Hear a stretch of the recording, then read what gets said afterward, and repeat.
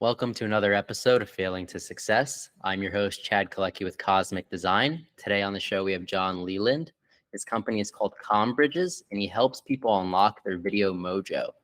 So, Jon, thanks for being on the show. And thanks for having me. 50-year media pioneer. Now, you were saying you had a seminal struggle. I did, and back in the heyday of the internet, about 2001, I had what I call my own irrational exuberance, and one of the very early video marketing conferences, I got the rights to produce and sell a VHS, because that's all the video distribution we had in those days, a copy of highlights of this kind of leading edge video marketing conference, and I was sure that it was going to make money. Worst case, because the guy had, I forget how many tens of thousands on his email list, the guy that organized it. And I leveraged myself and went into debt. And I mean, I could bore you with the gory details, but it was a big learning experience because we sold like 5 of these tapes that I'm sure at break even, I was going to sell 100 and it would have been fine.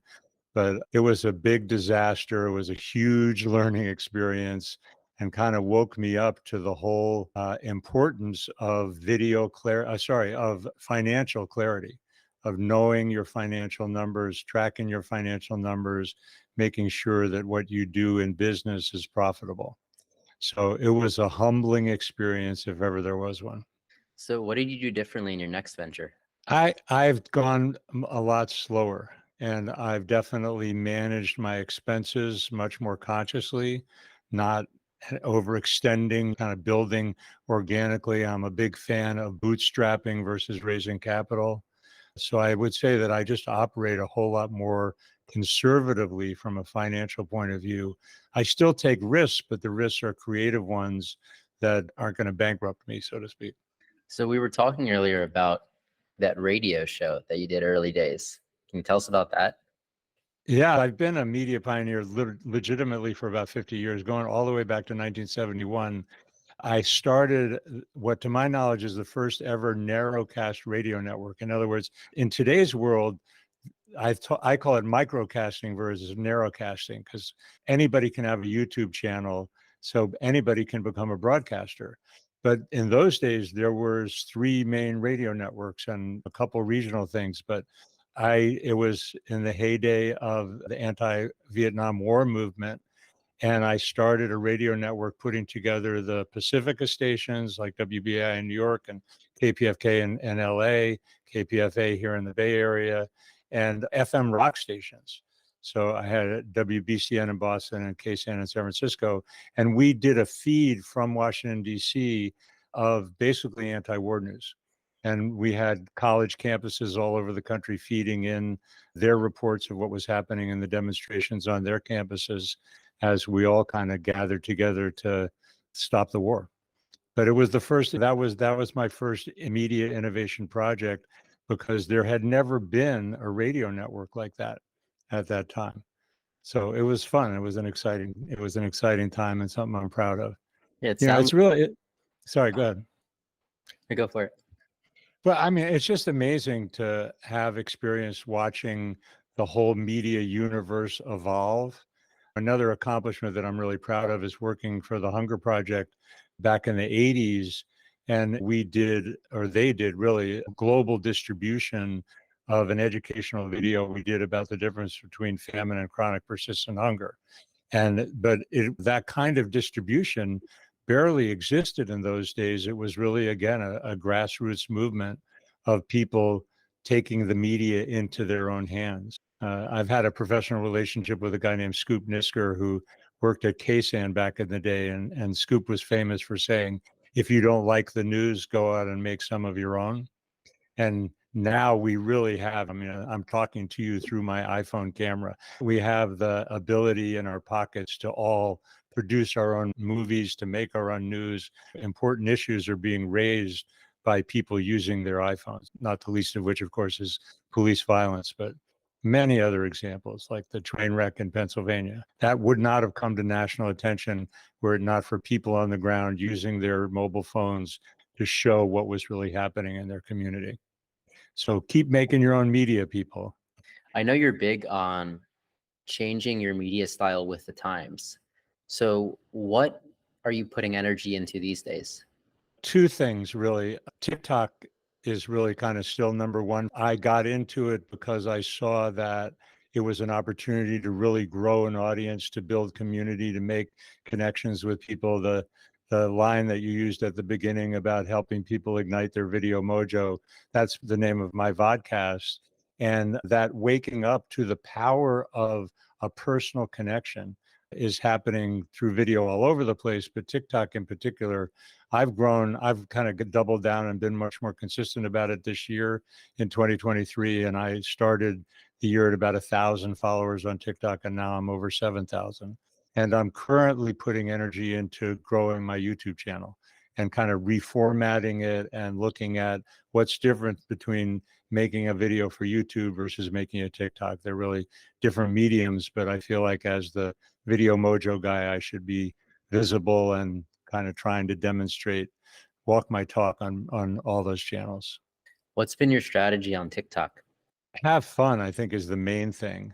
I think duets are very powerful. Recently, with the TikTok national hearings, I duetted the CEO of TikTok, and that was really fun. And I actually have made a friend and a future guest on my Video Mojo show, Leah Finkelstein, who's also a marketing consultant. And I saw her videos talking about ChatGPT and how to use AI in marketing. She had some really good insights, and I duetted her. And that one actually has also taken off and had tens of thousands of views. And like I said, we've become friends and collaborators out of the TikTok experience. So It's great. it's all about building relationships, really. And so the underlying strategy is be yourself and be human, because that's what video is really good at communicating, and build those authentic relationships. Don't try and game the algorithm, try and be yourself and build real relationships. A good coaching tip for doing video is pretend that you're talking to that one person who's your ideal customer. It sounds like you're using TikTok as a networking tool. Absolutely. Building relationships, building community, networking. There's a big intersection between the Venn diagram circles on that. It's all human to human, whatever's human. So networking, community, building relationships, that's all the same juice, really. I've heard something similar about the algorithm. People focus too much in the algorithm. It's built off of human behavior.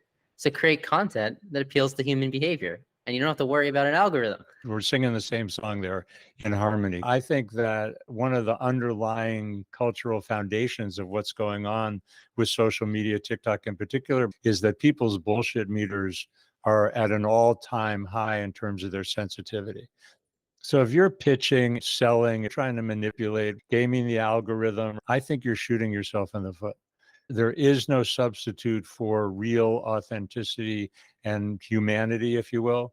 And that's going to become more and more so, because the sell kind of stuff is really, the air is going out of that balloon and it just doesn't work anymore. Yeah, I couldn't agree with you more. Cool. Is there a moment throughout your life or career that you look back and you say, oh, that was very pivotal and that changed a lot of things for me? There's just been a lot of really positive influences in my life. I'm a spiritual guy, and I don't know, what came to mind when you asked that question was learning to meditate.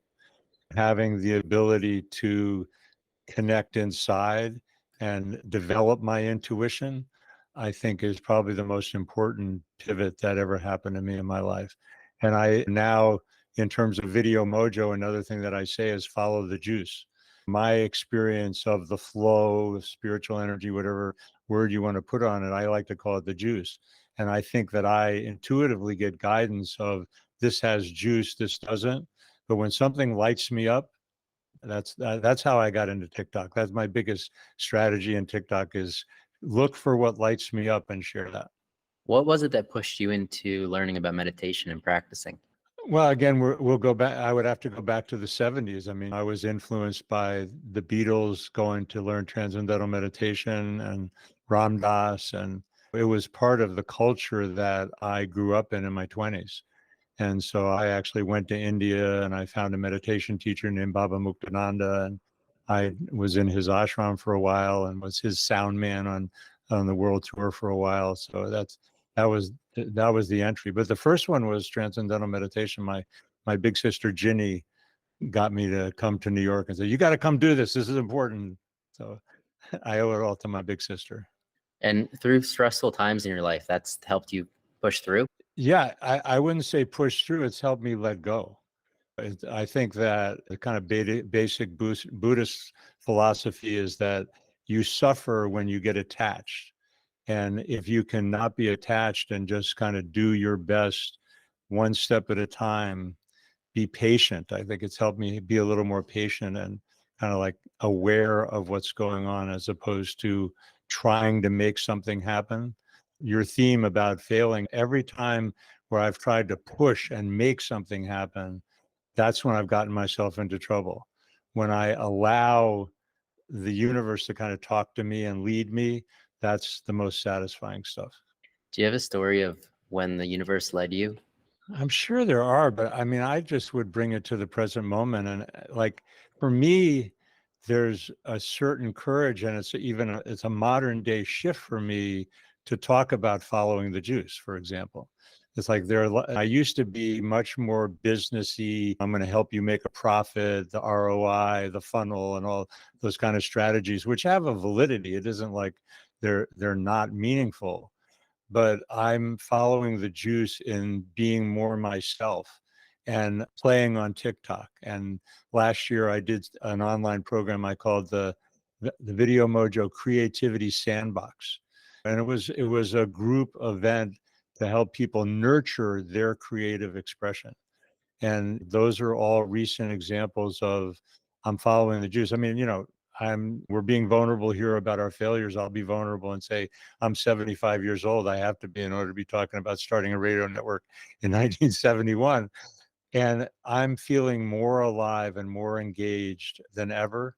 And it's a function of the fact that I'm following the juice. And I don't even remember your question anymore, but that's where I'm feeling alignment.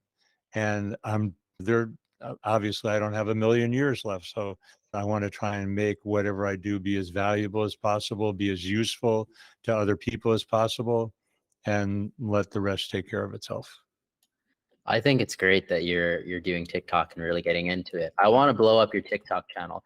How can people follow you on TikTok? How can they check you out on YouTube? So my name does not have an H, Jon, and on TikTok as well as on Twitter and Instagram, I'm at Jon, Jon, Combridges, the name of my company. So JONCOM as in Mary, BRIDGES.